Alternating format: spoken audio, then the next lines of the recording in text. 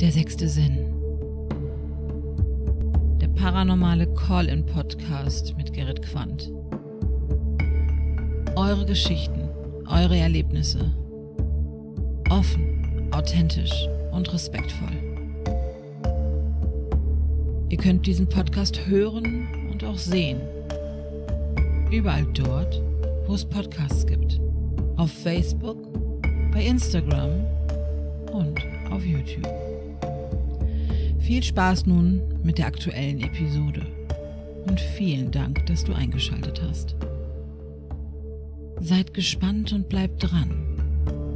Der sechste Sinn, der sechste Sinn, der sechste Sinn, der sechste Sinn, der sechste Sinn. Hallo und herzlich willkommen zu einer kleinen Sonderepisode. Und zwar, heute hatten wir eigentlich geplant, eine paranormale Untersuchung durchzuführen. Mit mir als, ja, ich würde nicht mal sagen als Gastermittler, aber sowas wie ein rasender Reporter an der Front. Und leider ist das aus verschiedenen Gründen heute nicht zustande gekommen. Aber wir haben uns tatsächlich noch zusammengefunden und sitzen hier, jeder in seinem trauten Heim mit Skype und einem Aufnahmegerät vor der Nase. In meinem Fall, ganz kurz zur Aufnahmesituation, ihr hört es vielleicht im Hintergrund. Moment. Ja, genau. Das Nottape ist nicht angegangen, denn ihr müsstet eigentlich im Hintergrund das Feuer gehört haben, was da gerade knistert und zischt.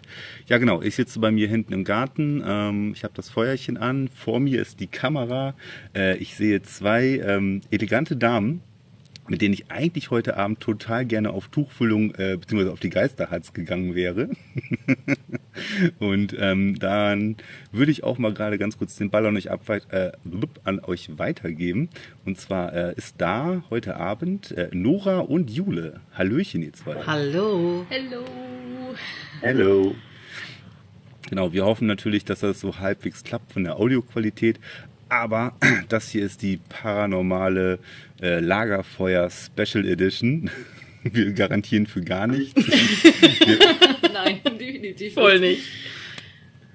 Ne, also das ist dann so nach der letzte Kompromiss, den wir finden konnten. Normalerweise wäre, Nora, du wärst heute als Gastermittlerin dabei gewesen. Ich wäre dann so als stiller Beobachter mit dabei gewesen. Und ja, denn im Kern, ich glaube, die grobe Besetzung der Paranormal-Crew wäre dann heute soweit mit auf der Untersuchung gewesen. Oder, Jule? Ja, so ziemlich. Also zumindest ein Viertel davon. Es wären Pascal und ich dann gewesen. Annika hätte es leider nicht geschafft. Aber schon mal der grobe Kern, da hast du schon recht. Genau. Also liebe Grüße gehen erstmal raus an Pascal und an Annika in dem Fall, die jetzt heute Abend nicht da sein konnten. Also aufgehoben ist nicht aufgeschoben. Wir ziehen das auf jeden Fall nochmal nach, oder? Ich hoffe. Auf jeden Fall. Ja, ich hoffe auch. Ich bin da ja echt so ein bisschen reingerutscht in die Nummer. Eigentlich war das gar nicht so. Naja, reingerutscht würde ich jetzt vielleicht nicht ganz so sagen. Du warst schon einer der treibenden, naja, egal. Du warst Also nicht mal ganz der kurz, Letzte, der ganz- geschrien hat. Nee. Ja, kann man so auch nicht sagen. Also mal ganz kurz, ich habe ja immer mein Maskottchen-Telefon dabei. Und da hatte ich dann an einem, was war das, so ein Lost Place, so ein alter verlassener Friedhof, hatte ich da so ein paar Fotos gemacht mit dem Telefon. Und dann hatte ich euch das ja weitergeleitet und dann kam dann direkt von Jule und von Pascal, ja, den Ort kennen wir sehr gut. Da können wir auch mal demnächst wieder investigieren gehen. Blöd nur, dass ich da jetzt auch gewesen war. Heißt also, ich kann mich nicht ganz rausreden im Sinne von, oh, das ist mir viel zu weit weg. Ja, das stimmt. Ja, da wären wir eigentlich heute gewesen. Aber ihr kennt den Ort eigentlich ganz gut, oder Jule? Ja, wir waren häufig da. Also über die letzten Jahre ist das irgendwie einer der wenigen Punkte, wo wir echt oft waren. Sonst gibt es die meisten Untersuchungen, wo wir dann, also die Orte, wo wir dann weniger gewesen sind, wo wir dann einmal waren, vielleicht zweimal oder sowas. Aber an dem Ort waren wir tatsächlich häufiger und da gehen wir auch immer gerne wieder hin, weil wir da immer gute Ergebnisse haben und immer spannende Abende gehabt haben. Gute Ergebnisse, naja. Nora, das wäre es gewesen. Das wäre heute dein Einstieg gewesen. Ja, und ich habe mir auch vorher bestimmt schon seitdem wir gesagt haben, dass wir das heute machen wollen, grundlegend jeden Tag mindestens einmal in die Hose gemacht vor Angst.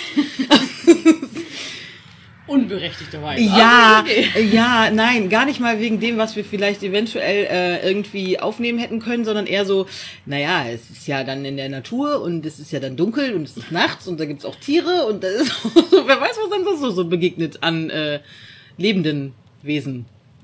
Aber wir sind ja mit mehreren Leuten da gewesen. Also ich muss ja immer noch einen riesen Respekt an hier Janos zum Beispiel zollen. Voll, ja. Lieben Ja, voll. Gruß an Ja. Janos natürlich an dieser Stelle.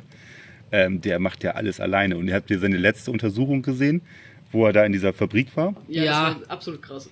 Da wäre ich alleine nicht Ey. hin. Ne, Also erstmal, dass man da alleine nicht reingeht und zweitens ist das ein riesen Objekt gewesen, was stell dir mal er vor, da... der hat sich verlaufen. Das hätte ja keiner gewusst, wo er ist. Genau. Obwohl er wurde ja hingefahren. Das ist schon mal Ja, gut, ein bisschen okay. Trost gewesen.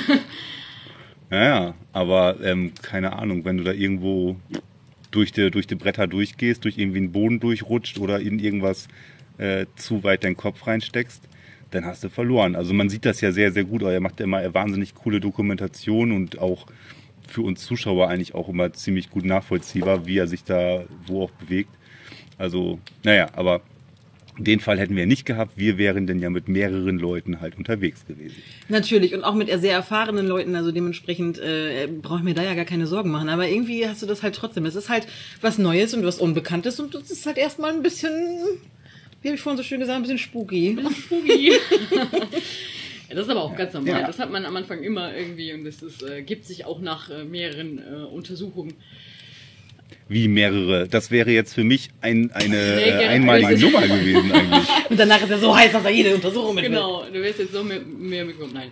Aber auch für, also irgendwann im Laufe der Jahre ist das nicht mehr so schlimm. Natürlich hat man immer noch Angst, weil man außer jenseitigen vielleicht ja auch noch andere Leute treffen könnte, also lebende Lebewesen. Leute. Und die sind dann durchaus auch gefährlich irgendwie, aber auch da hätten wir 2 starke Herren dabei gehabt. Ja, aber es ist ja auch einfach für mich wäre es halt einfach das erste Mal gewesen, es ist halt einfach so dieses, ja, boah, was passiert? Passiert überhaupt Ja. irgendwas? Passiert vielleicht auch gar nichts? Wäre ja vollkommen okay. Aber so dieses, ja, diese Aufregung auch vorher, diese Vorfreude, das ist halt schon, es war fast so ein bisschen so, so kurz vor Weihnachten so, yay! Ja, ich habe mich da schon, ich bin auch sehr traurig, dass es heute nicht ganz so geklappt hat. Ich meine, ich habe deswegen trotzdem einen total schönen Abend, aber Ich wollte gerade sagen, also lass uns mal ganz kurz Resümee ziehen. Also paranormale Untersuchung hat heute nicht geklappt.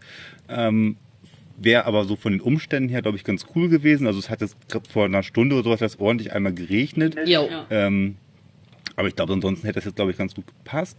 Nichtsdestotrotz hatten wir ja dann noch schnell die Blitzidee gehabt. Also ihr trefft euch ja dann trotzdem bei Jule zu Hause. Ja. Und, Und ich sitze warum? jetzt halt hier bei... Weil Jule Geburtstag hat. Erst mal zu Tode erschrocken. Und Gerrit stirbt erstmal eine Runde. Sterbi! In dem Moment, wo du das sagtest, dass Jule heute Geburtstag hat, an dieser Stelle erstmal noch herzlichen Glückwunsch zum Geburtstag, Jule. Yay. Endlich wieder ein Jahr näher an der Rente dran. Ja. Du bist so charmant. Ja, das war sehr charmant, weil ich letztens meinen Rentenbescheid bekommen habe. Und ja, ein Jahr ist noch nicht nah genug daran. Ist noch nicht nah genug dran, aber naja, wer weiß, wo deine Reise noch so hingeht. Naja, auf jeden Fall haben wir uns jetzt trotz alledem wenigstens virtuell zusammengefunden. Also ich gucke gerade auf mein Handy, ich sehe die beiden Mädels da fleißig am Coca-Cola trinken, glaube ich. Ich ja. Jule Ja, trinkt ja. Bier. Jule, du trinkst was aus der Dose. Das ist Sprite. Ich hätte jetzt ja eigentlich fast damit gerechnet, dass du irgendwie was Cooles da aus deiner Cocktailbar zusammengemixt hast. Nee, aber es ist tatsächlich denn? Bier. Ich wollte gerade sagen, verwirr mich doch nicht so. Aber die Dose sah jetzt gerade so nach Sprite aus. Ja, tatsächlich. Also in dem Sinne stoßen wir mal ganz kurz an auf Jules Geburtstag. Stößchen. Stößchen. So, ASMR, wie wir trinken. Ja, das ist heute der paranormale Feuerstellen-Special-Podcast. Deswegen, im Hintergrund glimmt nach wie vor das Feuer.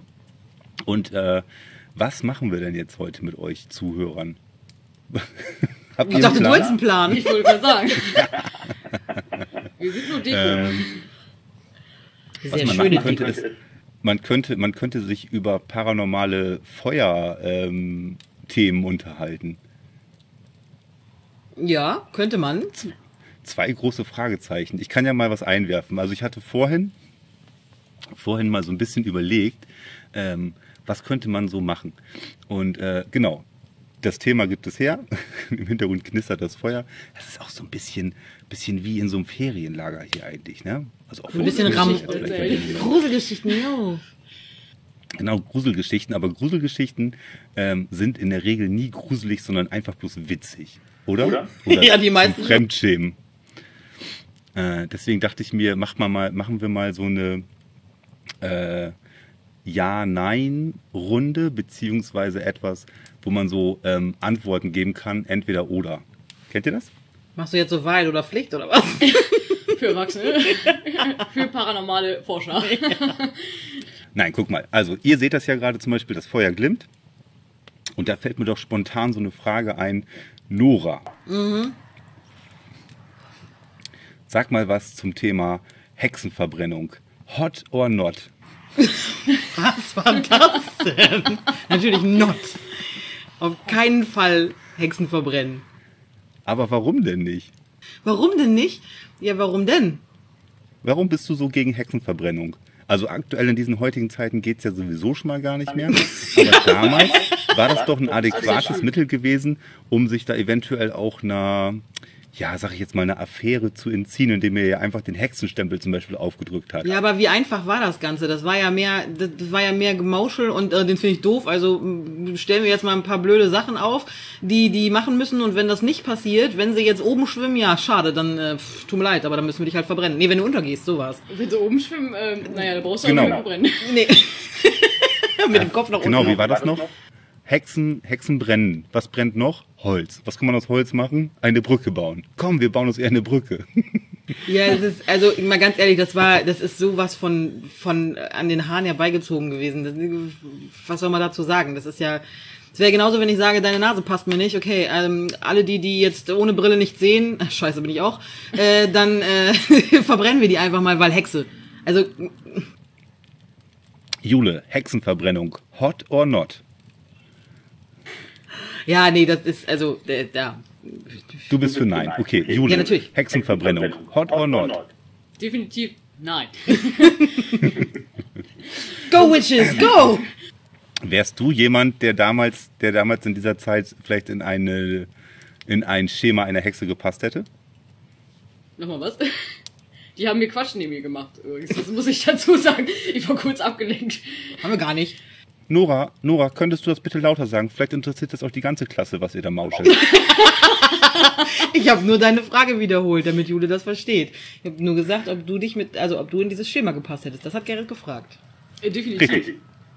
Also ich würde, obwohl ich hätte es wahrscheinlich schlauer gemacht als die Hexen damals. Wahrscheinlich. Sage ich jetzt in meinem jugendlichen Leichtsinn, aber ich hätte definitiv in das Schema gepasst, weil ich glaube, ich wäre anders geworden. Ich glaube, ich wäre die fiese Kräuterhexe im Wald nebenan gewesen. Ich glaube, das wäre ich. Aber das ist ein gutes Stichwort. Ich glaube, so Kräuterhexen, also so generell Damen oder Leute oder Männer, ist egal, die sich da echt viel mit so Kräutern und Salben und irgendwelchen Naturheilsachen ausgekannt haben. Vielleicht auch so mit Tierinnereien und irgendwelchen Sexritualen und solche Sachen. Ich denke mal, die waren immer schnell dabei gewesen, dass man denen den Hexenstempel aufgedrückt hat, oder? Ja. Ich glaube, die wären da auch als erstes dran gewesen. Obwohl ich glaube, die Leute, die, so wie ich das gerade beschrieben habe, die da tatsächlich so jetzt überschwänglich, wie ich das gesagt habe, im Wald nebenan in der Hütte gewohnt haben und Kräuter zusammengebraut haben und sowas. Ich glaube, diese Leute wurden damals auch mehr geschätzt als tatsächlich Leute, die als Hexen angeprangert worden sind. Das waren ja auch Leute, die den Dorfbewohnern irgendwo geholfen haben, eventuell bei irgendwelchen Beschwerden oder sowas, weil Naturheilkunde ja bis heute noch, die gibt es ja, die ist ja vorhanden und die wird ja noch praktiziert und da gibt es ja durchaus auch Sachen, die helfen und ich glaube, die wurden eher geschätzt als tatsächlich andere Leute, also jetzt vielleicht nicht so Kräuterhexenmäßig unterwegs gewesen sind. Aber ich lese gerade ein Buch, da geht es irgendwie um Hexenverfolgung im Osnabrücker Raum. Da ist es tatsächlich so, dass es um eine Apothekerin geht, die dann in diesem Falle angeklagt wird als Hexe. Und die hat auch ganz vielen geholfen und auch mit Kräuterheilkunde und nicht so das Typische, sondern die ist dann ins Hinterzimmer und hat gesagt, hier, guck mal, das und das musst du deinem Jungen geben, dann isst er auch wieder. Und einen Tag später stand dann der Bürgermeister und die Polizei in Anführungsstrichen da und hat die Dame dann mitgenommen, weil von wegen Hexe hier, du hast komisches Zeug gemacht. Ja. Also ich glaube, das war da wirklich einfach nur so, dem die Nase nicht gepasst hat oder der irgendwem im Weg gestanden hat, meistens auch den höheren Leuten, die haben es dann irgendwie, ja. Ich hatte immer das Gefühl, dass bei Hexen auch, das waren ja häufig Frauen oder fast nur Frauen, dass die verfolgt worden sind, weil sie auch einfach die Meinung gesagt haben, die sie hatten. Ich glaube, das lag auch viel daran. Das habe ich immer so das Gefühl gehabt, weil das Frauen waren, die eine eigene Meinung haben und das auch einfach so kundgetan haben. So klang es immer so in den Erzählungen irgendwie, ne? Dass das heutzutage würde man Feminismus nennen wahrscheinlich, aber dass es Frauen sind, die wirklich was sagen zu solchen Themen und sich auch nicht viel sagen lassen vielleicht auch. Und ich glaube, dass das in der Zeit oder in der Zeit, wo Hexenverbrennung viel war, dass das den Leuten dann auch nicht gepasst hat und dass es die dann auch erwischt hat in solchen Fällen. Ne? Dass es das nicht viel mit Hexerei dann zu tun hatte oder mit Kräuterkunde oder irgendwas anderem oder Magie oder wie man das auch immer nennen möchte, sondern einfach tatsächlich mit starken Frauen und auch Männern. Es war ja nicht nur Frauen, es war ja auch Männer. Später waren es dann meistens die Männer, die Damen dann unterstützt haben und gesagt haben, so, nee, was macht ihr da eigentlich? Ja. Dass die dann auch so, hier, Hexer. Ja, genau. Okay, dann lassen wir das mal so jetzt im Raum stehen. Also wir sind geschlossen gegen Hexenverbrennung und auch gegen Feministinnenverbrennungen. Ja, das auch, ja. Ja, bitte, das wäre schön. Also das habe ich jetzt gerade bei Jule so rausgehört. Ich dachte so, Hexen waren im Prinzip sowas wie Feministinnen, die einfach sich offenkundig in der Gesellschaft preisgegeben haben. Und die wurden dann halt auch mit verbrannt. Okay, ja, bevor ich alle, aber ein Großteil auf jeden Fall, ja. Also nicht alle definitiv. Nein. Ich glaube, ich renne hier in ein riesiges Fettnäpfchen rein. Deswegen Themenwechsel. Und egal wie du es drehst und wendest, es findet immer jemand irgendwas, wo er sagen kann, ja, aber ich finde Feminismus cool, damit wir das einmal gesagt haben. Ja, bitte. Okay. Auf jeden Fall. Und nicht alle Hexen sind Feministen und umgekehrt genauso. Wahrscheinlich nicht. Habt ihr so eine ähnliche Frage, die sich so rund ums Feuer dreht? Sonst hätte ich schon mal noch eine wieder im Hinterkopf. Frag mal erst. Ich wollte gerade sagen, leg mal los. Djinns, die aus Feuer beschworen werden, welches nicht qualmt. Hot or not?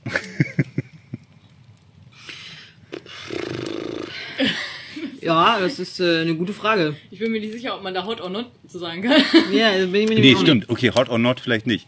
Wahr oder falsch? Ist das möglich oder ist das nicht möglich? Also das ist ja das Ritual dahinter. Djinns werden halt aus Feuer geboren oder aus Feuer beschworen, welches halt keinen Qualm verursacht. Wenn ich mir jetzt mein Feuer zum Beispiel angucke, das verursacht sehr, sehr viel Qualm aktuell. Weil das also beschwörst du da zumindest keine Djinns. Das ist schon mal gut. Also nee, hier würde kein Djinn kommen. Wiederum wäre es auch interessant, einen Djinn zu haben, hätte man ja 3 Wünsche im Prinzip frei. Ja, aber wir haben ja gelernt, dass das alle nicht so einfach ist mit den 3 Wünschen, ne? Die drehen sich das so. Das sind so Wendehälse, sind das, ne? Ja, die wissen schon genau, wie sie es machen müssen.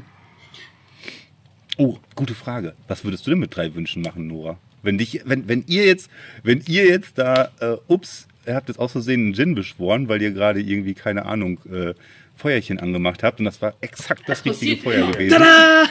Tada! Ihr musstet nicht mal an der Lampe reiben. Nora, du hattest 3 Wünsche frei von einem Djinn. Also wir sind jetzt mal so theoretisch und sagen, das wäre jetzt gerade in diesem Moment passiert. Bitte sehr. 3 Wünsche. Wenn wir davon ausgehen, dass das so kleine hinterlistige Wesen sind, die alles umdrehen, was du dir so wünschst, bin ich sehr vorsichtig, was das angeht. Den Part übernehme ich. Keine Ahnung, was würde ich mir wünschen? Ich würde mir auf jeden Fall jetzt kommt das obligatorische Weltfrieden. Nee, tatsächlich für mich und natürlich am liebsten auch für alle anderen, aber in erster Linie Gesundheit wünschen. Sorglosigkeit. Dann wüsste ich schon, was ich als Djinn machen würde, wenn du dir sagst, ich möchte, dass alle gesund sind. dann würde ich die ganze Menschheit in irgendwelche einzelligen Amöben oder sowas verwandeln oder die irgendwie so in so ein Tier, was überhaupt niemals krank werden kann. Du, ey, wäre vollkommen in Ordnung. Hauptsache keine Krankheit. Das ist schon cool. Also, ich meine, so hinterlistig denkt ein Djinn höchstwahrscheinlich. Ich weiß, deswegen bin ich da, aber wenn ich jetzt mal ganz von jungfräulichen, naiven Wünschen ausgehe, dann ist es tatsächlich in erster Linie, wenn ich mir was für mich wünsche, klar, meine eigene Gesundheit, die dann heile und gut ist und nicht irgendwie kränkelt. Tatsächlich Unbeschwertheit und das kann man jetzt drehen, wie man will, ob es jetzt das Geldliche ist oder allgemein, also alles, was irgendwie mit Glück und Freude zu tun hat, würde ich mir tatsächlich wünschen. Aber wie gesagt, wir wissen ja, dass Djinns da nicht so mit zufrieden sind und ihr eigenes Stricklein draus drehen. Deswegen wäre ich da tatsächlich sehr vorsichtig und weiß gar nicht, ob ich mir überhaupt was wünschen würde. Weil geht in die Hose. Höchstwahrscheinlich lassen die sich irgendwas einfallen. Ich habe die ganze Zeit, wenn ich nach oben gucke, ich gucke immer auf das Mikrofon, dann gucke ich immer so nach oben. Ich habe die ganze Zeit, während ich nach oben gucke, da hinten auf der Terrasse, wo es blau ist, ich habe das blaue Licht da hinten an, habe ich die ganze Zeit in der peripheren Sicht irgendwas, was ich meine, was sich da bewegt. Das kann aber auch eine Reflexion in der Brille sein. Ich hoffe es zumindest. Wir gehen mal davon aus. Vielleicht ist der Djinn, der die Wünsche erfüllt. Ja. Er hört gerade zu, um zu lernen, wie man es macht. Ja, der wartet um die Ecke. Okay, noch ein Feuerthema, ein paranormales Feuerthema. Jule. Setz mal schnell ab. Jetzt kommt die Frage. Ja. Den Ring ins Feuer oder den Ring behalten und damit auf Sause gehen? Aber wir haben gar keinen Ring. Dann schmeißt Schneewittchen ins Feuer. Das ist den Ring ins Feuer schmeißen. Du bist den Ring ins Feuer. Du bist Frodo? Ich wäre Frodo. Das mit der Schuhgröße passt nur noch nicht. Nee, die Schuhgröße passt nicht, aber ich wäre Frodo und ich würde den Ring in das Feuer werfen. Sehr gute Wahl. Wie edel von dir. Aber du weißt schon, dass du auch theoretisch dich auf einen von diesen Falken setzen könntest und direkt dann zum Berg fliegen könntest und nicht einfach diese ganze Odyssee machen müsstest über die 3 Spielfilme, die wir brauchen keinen ganze 4 Stunden füllen. Das ist, aber das ist ja das Schöne an der Geschichte.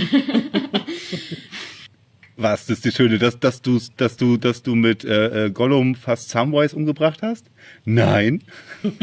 Aber das ist ja eine Geschichte über Freundschaft und Zusammenhalt und um Stärke und um Freundschaft. Das ist eine freundschaftliche Geschichte. Und deswegen würde ich das nicht tun. Deswegen würde ich mit meinen Kollegen dadurch Hobbingen laufen und quer bis nach Mordor und den Ring ins Feuer werfen. Wie es Helge Schneider sagen würde, werf ihn ins Feuer. Das war jetzt unspektakulär, ne? Aber nee, absolut. Also du hast ja recht. Du würdest dann halt Freundschaft und Abenteuerlust und so weiter leben. Nur halt nicht logische, kurze Wege pflegen. Außerdem sind die Adler ein eigenes Volk für sich und die sind sehr eigen. Die hätten das nicht getan. Die haben das nur für Gandalf getan, weil Gandalf noch irgendwie eine Rechnung offen, hätte ich was gesagt, aber einen Gefallen übrig hatte. Deswegen haben die das für Gandalf gemacht. Gandalf hatte noch Vogelfutter vielleicht in der Tasche. Das ist möglich. Das war die Motte, die er losgeschickt hat. Aber Gandalf kannte doch am Anfang des Films auch schon die Falken. Ja, das stimmt. Ja. Das waren seine Kollegen, das stimmt. Nora, ich merke gerade, wie krass ich raus bin aus dem Thema, ey. Nora, würdest du den Ring behalten und so richtig auf die Kacke hauen? Nee, ich würde ihn tatsächlich auch ins Feuer werfen. Oh Gott. Ich sag, das ist unspektakulär. Bei uns beiden wird das nicht so abenteuerlustig. Ich würde wahrscheinlich versuchen, mich überall zu verstecken und gar nicht erst irgendwie aufzufallen und einfach, klappt mit dem Ring nicht, ich weiß, aber ja, klappt schon. wenn du ihn aufsetzt. Nur nicht lange. Nee, eben. Nein, Gerrit, aber, nee. Aber Gerrit, was würdest du machen, wenn du den Ring hättest? Ja. Das ist eine gute Frage. Nach seiner Reaktion würde er den nicht ins Feuer werfen. Nee, definitiv würde ich ihn nicht ins Feuer werfen. Voll auf die Kacke hauen. Ich würde den instant benutzen, die ganze Zeit. Und ich hätte da unheimlich viel Spaß mit. Damit würde ich nämlich auf Abenteuerreise gehen und meine Welt erkunden. Der will nur in Mädchenkleidung reinschauen. Dann bin ich ja quasi wie ein Geist. Aufs Mädchenklo würde ich damit nicht gehen. Ja. Hat er doch gehört. Ja, ich habe große Ohren. Ja, ich weiß. Du hast einen großen Vorteil uns gegenüber, weil du Kopfhörer drin hast. Genau, ich lege mal gerade ganz kurz Feuer nach. Ihr könnt währenddessen ganz kurz Feuer-Nachlegemusik summen. Danke. Bei uns summen die Grillen. Was ist denn Feuer-Nachlegemusik? Ich lege Feuer nach. Ich lege Feuerholz nach. Dim, dim, dim, dim, dim. Oh Gott, ey. Die Musik von Tetris. Ja, auch geil. Oder Löwenzahn. Dim, dim, dim, dim, dim, dim, dim, dim, dim, dim, dim. Danke, reicht schon. Löwenzahn. Also ich will nur einmal sagen, dass wir dich über die Lautsprecher hören und unsere Nachbarn hören das garantiert. Wir wohnen hier noch nicht lange, aber mir ist es auch ziemlich bums, aber die hören alles. Fürchte ich weiß es nicht. Egal. Hallo liebe Nachbarn. Seid gespannt und bleibt dran. Oh, ich Genau. liebe es. Die paar Folgen, wo das nicht kam, da fehlte mir das richtig. Ja, voll. Boah, seht ihr das gerade in der Kamera, wie jetzt hier der Rauch schlimmer wird? Und jetzt gerade Ja, auf jeden Fall kein Gin. Also bei dir sieht man... kein Gin drin. Aber wo ich gerade Feuerholz nachgelegt habe, ist mir die nächste Frage eingefallen. Ja, Jetzt wird's verrückt. wahrscheinlich. Verbrennen lassen, wenn du stirbst, oder Seebestattung, wenn du stirbst? Jule. Seebestattung kannst du ja fast nur machen, wenn du eingeäschert bist. Wie Du eingeäschert? musst ja... Also du wirst verbrannt, um überhaupt ins Meer verstreut zu Es werden. gibt ja keine Wikingerbestattung mehr. Schade eigentlich. Moment mal, da ist ein Logikfehler drin. Nee, denn wir reden anders. Moment mal. Ach nee, stimmt ja, du wirst ja verbrannt, bevor du ins Meer geworfen wirst. Wir schubsen dich nicht über die Reling. Also ich Anders. Okay. Nee, die Option gibt es nicht. Man kann sich nicht vorher verbrennen lassen. Also entweder Seebestattung, original, du wirst komplett, der ganze Kadaver wird ins Meer geschmissen, oder verbrennen lassen. Die beiden Optionen gibt's nur. Alter, manchmal bist du echt ein bisschen... also eine Wikingerbestattung. Ja, eine Wikingerbestattung, gut. Wenn man das wirklich gemacht hat, aber zumindest hat man das im Film gemacht. Oh, Nora, du bist so clever. Natürlich, du musst das ja wissen. Dein Vater hat ja doch das ein oder andere bestimmt schon mal in den Ofen gesteckt. Also von daher... Oh, ey, sag mal! Er hat das selber nicht gemacht. Wenn, dann hat er das... Beauftragt hört sich auch scheiße an, wenn man das so sagt. Aber es stimmt, also total. Ich habe nämlich gerade Feuerholz nachgelegt und dachte ich so, oh, das ist eine gute Frage. Seebestattung oder verbrennen lassen? Ja, also ich würde dann sagen, erst Merkt das eine, dann das andere. Nee, aber gut, in diesem Fall haben wir nur die Option zwischen einer richtigen Seebestattung. Du wirst komplett einfach so über die Reling gewuchtet. Es soll sich nicht Oder- pietätlos anhören, aber ich stelle mir gerade vor, wie zwei Leute dich an Arme und Beine packen und über die Reling schuppen. Wenn das mein Wille war. Ja, okay. Ich stelle mir das gerade bildlich vor. Jule und ich stehen da und Jule an der Arme, ich an den Beine, flupp rüber. Und bei unserem Glück noch einer mit. Ich wollte gerade sagen. Okay, also Jule, verbrennen lassen oder Seebestattung? Und zwar die richtige. Ich bin mir jetzt nach eurem kurzen Gespräch nicht mehr sicher, ob ich die eine Seebestattung haben möchte. Weil ich hätte Angst, dass zumindest Nora mit über die Reling fällt. Oh, danke, dass du an mich denkst, das ist super. Naja, auf jeden Fall würde ich dann auf Verbrennen tippen. Tatsächlich. Nora? Ja. Also wie gesagt, Auch verbrennen? ich würde mich erst einäschern lassen und dann über die Reling gehen. Weil Seebestattung an sich finde ich super, aber dann halt bitte vorher eingeäschert. Ja. Ich nehme die Seebestattung, einfach nur, weil ihr das andere genommen Das habt. war mir auch ganz klar. Das habe ich nie dran gezweifelt. Gerrit, du hast das falsch verstanden. Du wirst vorher noch verbrannt. Nein, nicht in meiner Welt. Hier, Hier gehe ich so über die Reling. Kein Problem, das schaffen wir. Ja, wir trainieren vorher noch ein bisschen. Zieht mich noch mal schön an, gießt noch einen Caipirinha hinterher und dann Abflug. Ja, die Vorstellung ist auf jeden Fall recht amüsant. Und dann in so 1,50 Meter tiefes Wasser. Toll. Super. Also rausholen ist da nicht mit drin dann, ne? Also das ist dann... Das Problem ist, dass ja irgendjemand irgendwann den Gerrit wieder finden wird. Es sei denn, er wird vorher, Entschuldigung, aber er wird vorher gegessen von irgendwem oder etwas. Oh, stimmt. Also im Meer möchte ich dann doch nicht seebestattet werden, dann lieber in einem Baggersee. Boah, Leute. im Bagger, ja gut, da findet sich wenigstens einer. Aber im Baggersee ist die Chance sehr viel geringer, dass ich von Robben oder von Krabben gegessen Vor allem werde. von Robben. Also ich hätte jetzt eher auf das Monster von Loch Ness getippt als auf Robben, aber das...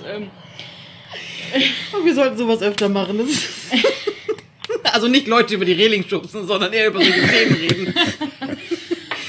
Also nee, aber also ich meine, im Baggersee zum Beispiel, da gibt's ja auch Fische und andere Lebewesen, die dich anknabbern könnten. Und Aal gibt's da auch. Und die mögen sowas voll gerne, habe ich mir von einem Angler sagen lassen.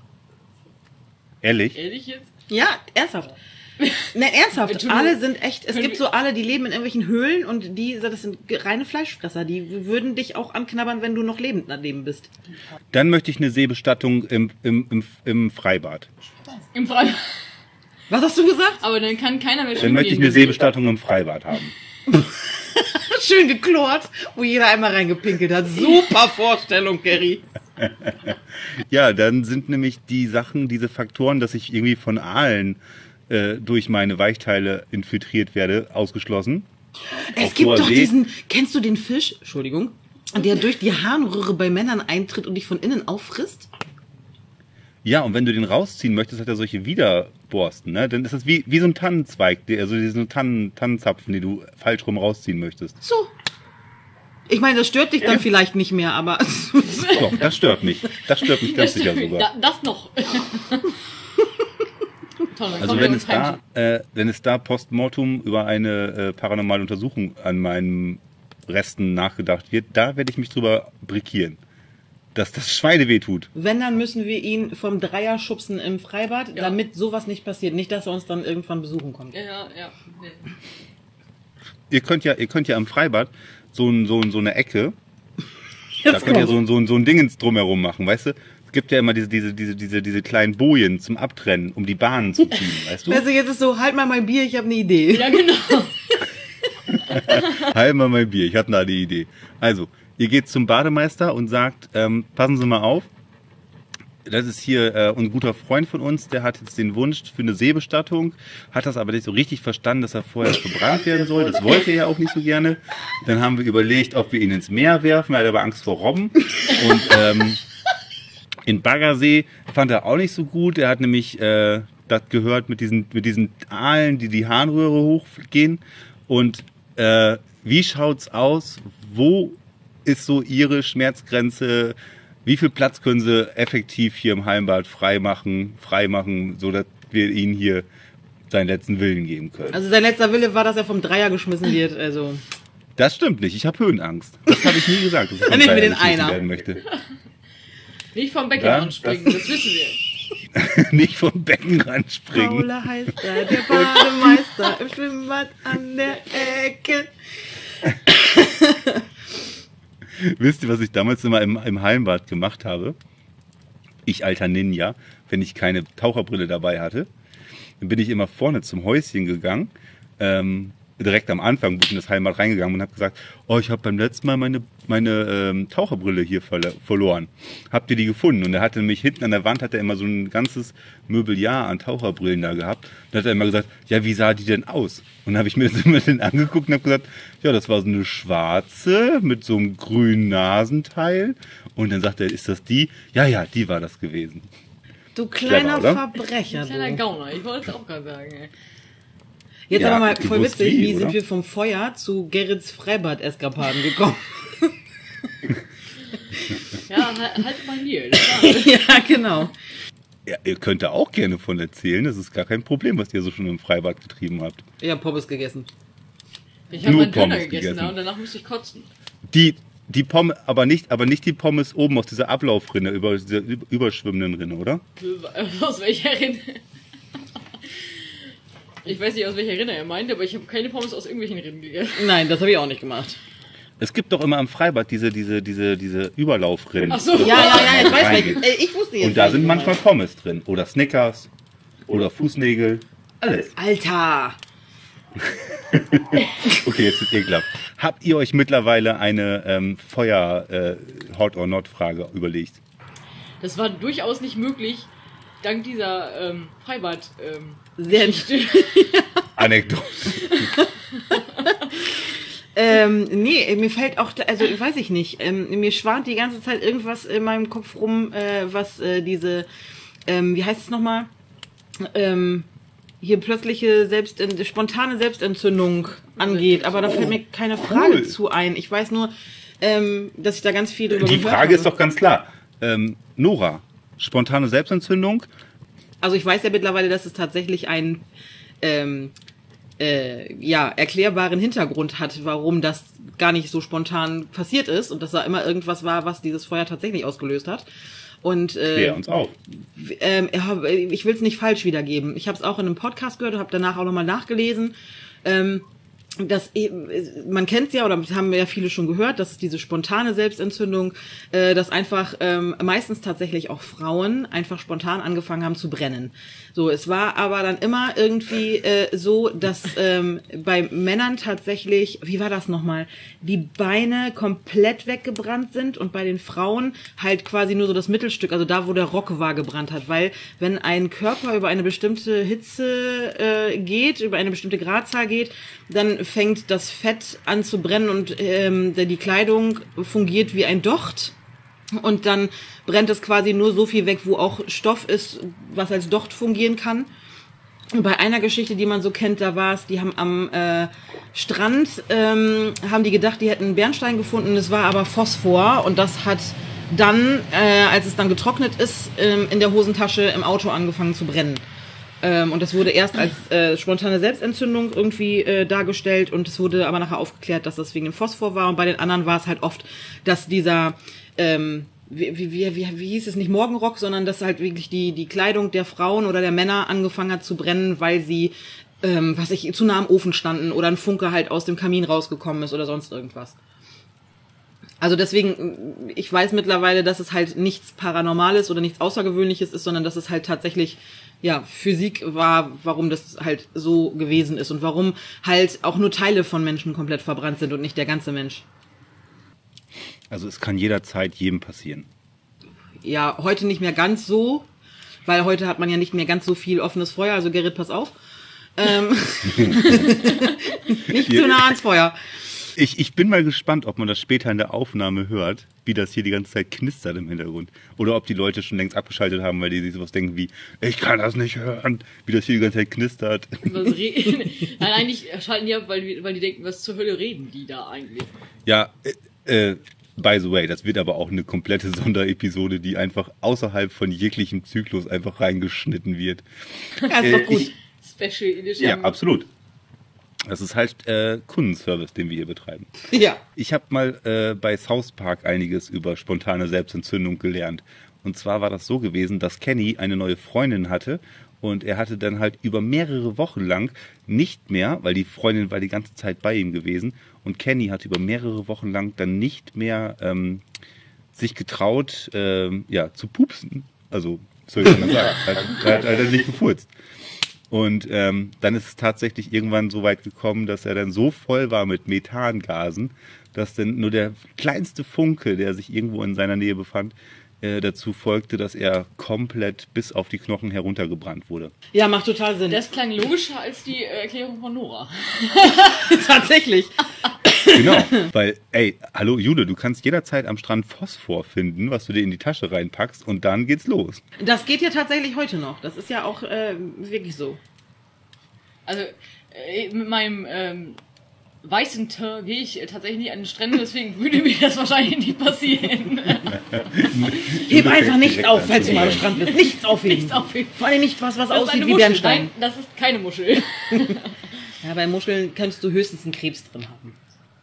Das ist auch nicht so geil. Dann beißt der. Von ihm beißt dann der dir. schnappt er mir in die Hosentasche. Das ist auch nicht so geil. Nee, das ist auch nicht schön, das stimmt. Nora, du hast das Aufnahmegerät vor deiner Nase und du kannst die Sekundenzahl und die Minutenzahl bestimmt gut ablesen, oder? Ja, ich heb das mal an. 40 Minuten und 32 Sekunden. Ich würde sagen, wir wollen unsere Zuhörer nicht allzu sehr überstrapazieren. Außerdem gehen wir gleich noch in die in die nächste Phase über. Nein, Quatsch. Wir diskutieren ein paar Themen nochmal weiter aus. Ne? Genau, wir bleiben selbstverständlich artig, aber das soll jetzt echt bloß eine kleine am Lagerfeuer Schnack-Episode sein. Falls euch noch irgendwelche coolen Feuerthemen einfallen, also ich bin mir fast sicher, dass ich heute Nachmittag noch irgendwas im Hinterkopf hatte. Das ist natürlich jetzt weg. Also ich hatte das mit der mit dem Gin, dann Verbrennen oder Seebestattung. Was hatte ich als erstes denn gehabt? Mein Gott. Hexenverbrennung. Hexenverbrennung, genau. Da sind wir gegen. Und auch gegen Feministenverbrennung sind wir auch gegen. Das ist sehr wichtig. Keiner soll das verbrannt werden. Das hat Jule gesagt, dass Feministen damals verbrannt wurden. Ich habe das nicht gesagt. Das hat Jule gesagt. Ich bin mir nicht so sicher, ob ich das genau so gesagt habe. Gut. Also, es sei denn, Jule, dir fällt noch ein feuriges Thema ein. Feurige Themen. Bestimmt viele, aber die haben, glaube ich, nicht... Oh, komm, du bist doch vom Fach. Noch irgendwie einen coolen Cocktail, den man anzünden kann. Den man anzünden kann. Oh, da gibt es bestimmt genug, oder nicht? Ja, Cocktails gibt es ja einige, die man anzünden kann. Alles, wo hochprozentiger... Einen, den man aber auch angezündet trinken muss. Ein B-52. Klassischerweise den der B-52. An dem haben wir auch schon mal so richtig den Schnüss verbrannt. Ja, Dito, ich auch. Weil der Strohhalm zu klein war. So schnell noch. Wir haben noch ein paar Minuten. Servicehinweis. Wie mache ich den B-52? Wie macht man ein B-52? Klassischerweise wird ein B-52 tatsächlich nur mit Baileys, Kahlua und Strohrum, also oder brennender Rum, alles was Prozente hat, gemacht. Du machst erst Baileys rein, Kahlua rein und obendrauf kommt umgekehrt. Ich habe es ja falsch gesagt. Ne? Erst kommt Kahlua rein, dann kommt Baileys rein und obendrauf kommt Rum. Jule, dann brennt das Ding ja von unten an. Das geht ja gar nicht. Falsch rum. Das wäre auch witzig. Und wenn man dann noch ganz cool ist, dann schüttet man noch Zimt darüber, während der brennt. Da hat man absolute Special Effects. Das ist ein kleiner Bartender-Trick. Ja, der wird dann aber auch, während er brennt, wird er dann auch genommen, ja? Ja, genau. Man muss ja also Leute, die das nicht so gut können, pusten das aus, aber naja, das sind auch immer Pussys in meinen Augen. Das kann man auch einfach genauso sagen. Man muss den schon mit brennend auftrinken. Das sind auch einfach logische Sachen. Ne? Wenn man das durch den Strohhalm zieht, dann geht die Flamme aus, die wird erstickt und da kann einem einfach gar nichts passieren. Aber man muss halt nur ordentliche Strohhalme haben, weil sonst brennt der weg. Dann schmort der an, das ist nicht so klug. Das ist nicht so klug. Also, nein. Ich würde sagen, mehr können wir in dieser Sonderepisode überhaupt nicht leisten. Also wir haben tolle Service-Tipps noch zum Schluss rausbekommen, wie ihr euch die Schnüss verbrennen könnt an brennendem Alkohol. Also ausprobieren nur auf eigene Gefahr, nur damit es einmal klargestellt wird. Ne?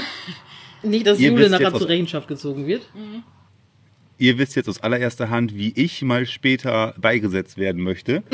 Ich freue mich schon auf die Diskussion mit dem Hallenbadbesitzer. Heike, falls du diese Sendung hörst, wir schmeißen ihn nicht über die Reling und wir schmeißen ihn auch nicht ins Feuer. Hallenbad. Es geht ja nur noch um Hallenbad. Ja. Oder, warte mal, optional, ganz optional, irgendwie, es gibt ja diese etwas größeren Pools, die man sich in den Garten stellen kann. Unsere Nachbarn hätten schön. Ja, sowas zum Beispiel. Also dann bin ich nicht in der Öffentlichkeit, jeder kann mich noch für eine gewisse Zeit lang sehen und irgendwann löse ich mich auf wie so eine Magnesiumtablette. Du bist so ein bisschen wie Schneewittchen, da ist nämlich so ein Glaskasten drüber. Und das Wasser, wo ich dann später mich drin aufgelöst habe, das könnt ihr dann abfüllen und dann noch irgendwie, keine Ahnung, für einen guten Zweck verschenken. Leichenwasser, yes. Vielleicht können wir wer weiß, was man da noch so an... Ich hoffe, das war der Moment, wo Herr das rausschneidet. Ja. Na, oh ja, ich schneide hier absolut gar nichts raus. Ich werde die Tonspur einfach nur 1:1 mit deinem Aufnahmegerät, Nora, nehmen und das Ganze dann halt irgendwann nächste Woche präsentieren. Also, in dem Sinne. Ich sag schon mal... ich habe eine Frage. Mir fällt etwas ein. Oh! Plötzlich. Moment mal. Keine spontane Selbstentzündung, spontane Idee. Ja, hau raus. Jetzt eine Frage an euch beide, Ja. ne? Wie ihr mir halb gegenüber sitzt. Ja. Was haltet ihr von paranormalen Fotos aus Feuer oder von Feuer? Ja. Oh. Also wenn man möchte, kann man da viel raus erkennen. Hot or not? Ich habe ich nicht gefragt, ne? Aber hot or not? Schwierig. Also ich kann ja mal so mein Gefühl dazu abgeben. Also wenn ich sitze ganz oft an dieser Feuerstelle am Wochenende halt. Und ich glaube, wenn man ein neues Stück Holz drauflegt, dann kommen die Flammen mal ein bisschen cooler oder mal ein bisschen spritziger. Und ich glaube, wenn ich die ganze Zeit Fotos davon mache, dann hast du an einem Abend mindestens 5, 6 verschiedene Formen, wo ich dann sagen könnte, jo, schau dir das an. Ja. Ja. Aber ich glaube, das ist so chaotisch einfach. Da ist nicht guter Rat, das Ganze in dieser Art und Weise zu interpretieren. Es ist ja ähnlich, wie sag wenn du ich in jetzt die mal Wolken einfach guckst so. und aus den Wolken irgendwie was erkennst. Also es ist ja vom Prinzip her ähnlich, würde ich fast sagen. Das menschliche Gehirn assoziiert gerne was mit bekannten Formen, was wir so Ja, haben. da gibt's doch irgendwie den Und- Überbegriff. Wie Da heißt gibt das es noch? ein Wort für und das kann ich nie richtig aussprechen, deswegen werde ich das jetzt nicht aussprechen. Schade. Ja, also das ist so meine Meinung dazu. Also ich glaube, jetzt mal so ganz platt gesagt, wenn man die ganze Zeit irgendwie Feuer fotografiert, du machst, keine Ahnung, machst du 500 Fotos, da findest du was. Ja. Ja. Und dann kannst du da, keine Ahnung, da rein interpretieren oder einfach nur, schau dir eine Flamme an. Also die ist halt chaotisch zum Teil. Ne? Also die hat natürlich ihre Eigenschaften von Verbrennung und Schwerkraft und was weiß ich alles, wo das Ganze hinzieht. Aber naja, also es sei denn, Nora grätscht mir da jetzt rein und hat eine ganz andere Meinung dazu. Nee, ich sehe das eigentlich ähnlich. Also man kann da viel rein interpretieren und natürlich ist es immer schön, Feuer anzugucken und klar erkennt man, aber wie gesagt, das ist für mich ähnlich wie mit Wolken. Wenn du lange auf den Himmel guckst und die Wolken beobachtest, dann findest du in den Wolken auch meinetwegen einen Elefanten oder einen Dinosaurier oder auch Engel oder sonst irgendwas. Also ich glaube, dass einem das Gehirn da tatsächlich oft auch einfach sagt, guck mal, das sieht aus wie was du kennst, das ist das jetzt. Es sei denn natürlich, irgendetwas um uns herum ist so machtvoll und kann sich darin manifestieren. Und das, was wir dann tatsächlich in diesem Schnappschuss, in dieser Momentaufnahme gesehen haben, ist das, was wir sehen sollten halt. Aber da muss man auch schon ganz klar in die Richtung hinein glauben, sage ich jetzt mal. Dass man da dieser Möglichkeit halt auch den Freiraum gibt. Ich glaube, wir wissen es ja halt alle nicht, wie so eine erdgebundene Entität oder wie generell irgendwas, wie auch immer geartet um uns herum, auf uns einwirken kann, auf unsere Gesellschaft, auf unsere Umgebung halt einwirken kann und auch mit Schatten und Licht und was weiß ich alles. Auf jeden Fall. Aber dafür ist der Faktor, der Zufallsfaktor, dass in so einem anständig lodernden Feuer irgendwie eine Form halt entsteht. Der Zufallsfaktor ist da, glaube ich, höher als das, was man als intelligente Interaktion halt von der anderen Seite aus interpretieren könnte. Also schön wäre es natürlich, wenn dir da jemand ein schönes Zeichen für durchgibt, wäre es natürlich total schön. Und klar kann das natürlich sein. Wie du schon sagst, wissen wir ja nun mal alle nicht, ne? Aber schöne Frage, Jule. Das war eine gute Frage. Fiel mir plötzlich ein. Aber man sieht ja auch immer nur das, was man sehen möchte. Das ist ja auch immer sowas, ne? Ja, natürlich. Richtig. Sehr gut. Also, ich glaube, dann wollen wir erstmal die Mikrofone gleich soweit ausmachen, oder? Ich denke. Ich Es könnte denke nur auch. noch komischer werden. Ja. Genau. Also wir bleiben auf jeden Fall noch ein bisschen sitzen. Ich schmeiß gleich noch ein bisschen Feuerholz nach. Mal gucken, ob ich noch irgendwas daraus erkennen kann. Aber genau, in dem Sinne, ich bedanke mich im Namen von Jule und von Nora natürlich auch für eure Aufmerksamkeit. Das war jetzt wirklich mal so eine kleine Fingerübung gewesen. Das wird aber nicht in die Regelmäßigkeit übergehen. Das war einfach nur so ja, aus der Not geboren, ne? Weil wir normalerweise eigentlich hätten diese Untersuchung machen wollen. Und so war das doch irgendwie auch noch ein ganz netter Kompromiss, bis wir dann irgendwann, und das ist nicht aus der Welt geschafft, tatsächlich diese Untersuchung machen werden. Und dann gucken wir mal, wer dann alles so zurückkommen wird von dieser kleinen Investigation, die wir dann noch vorhaben. Also in dem Sinne, ich bin schon mal soweit raus. Die letzten Worte gehören wie immer meinen beiden Mitsprecherinnen in dieser Runde und von daher bleibt ihr erstmal soweit alle gesund, passt schön auf euch auf und dann hören wir uns dann bald wieder zu einer ganz normalen, regulären Folge Der sechste Sinn. Ja, vielen Dank für die Aufmerksamkeit. Es war schön mit euch. Ich hoffe, wir haben euch nicht zu sehr verstört. Ich hoffe auch nicht. so von uns gegeben haben. Und ja. Wir möchten noch mal kurz betonen, dass das nicht die Regelmäßigkeit ist. Das was wir sagen und auch tun. Und halt mal mein Bier, ich habe eine Idee. Situationen kommen jetzt ja auch nicht jeden Tag vor. Genau. Ne? Bis dahin. Tschüss. Adieu. Das war es leider schon wieder mit dieser Episode. Wenn euch diese Sendung gefallen hat, dann abonniert sie, lasst ein Like da oder schreibt einfach in die Kommentare. Alle weiteren Infos zum Podcast, der musikalischen Playlist und dem Podcast Spendenkonto findet ihr unter dieser Folge in den Shownotes. Haltet immer eure 5 Sinne beisammen. Und wenn sich noch ein 6. hinzugesellt, dann meldet euch gerne. Vielen Dank fürs Zuhören und bis zum nächsten Mal. Der sechste Sinn. Der sechste Sinn.